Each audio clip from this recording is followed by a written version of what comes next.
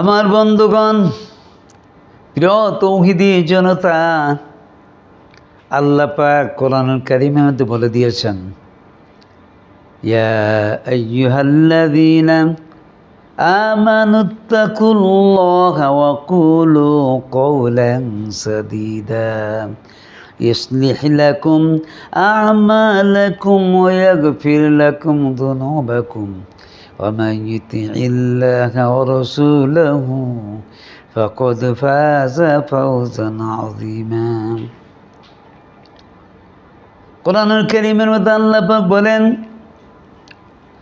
হে বান্দারগণ, সূরা আহজাবের ৭১ নম্বর আয়াতে আল্লাহ পাক বলেছেন, ইয়া আইয়ুহাল্লাযীনা আমানুত্তাকুল্লাহ, হে বান্দারগণ, তোমরা আল্লাহ পাককে ভয় করো আর সঠিক কথা বলো।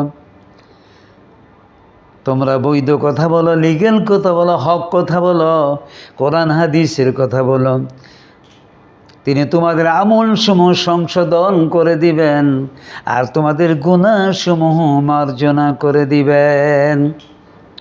ওয়ামান ইউতি'ইল্লাহা ওয়া রাসূলাহু ফাকাদ ফাযা ফাওজান আযীমা। যে ব্যক্তি আল্লাহ তার রাসূল আনুগত্য করবে সে অবশ্যই মহা সফলতা অর্জন করবে। হে ইমানদারগণ, তোমরা আল্লাহ পাককে ভয় করো আর সঠিক কথা বলো, সত্য কথা বলো, বৈধ কথা বলো, কোরআন হাদিসের কথা বলো। তিনি তোমাদের আমলসমূহ সংশোধন করে দিবেন আর তোমাদের গুনাহসমূহ মার্জনা করে দিবেন। যে ব্যক্তি আল্লাহ তাআলার রাসূলের আনুগত্য করবে, আল্লাহ পাক অবশ্যই তাকে সফলতা দান করবেন।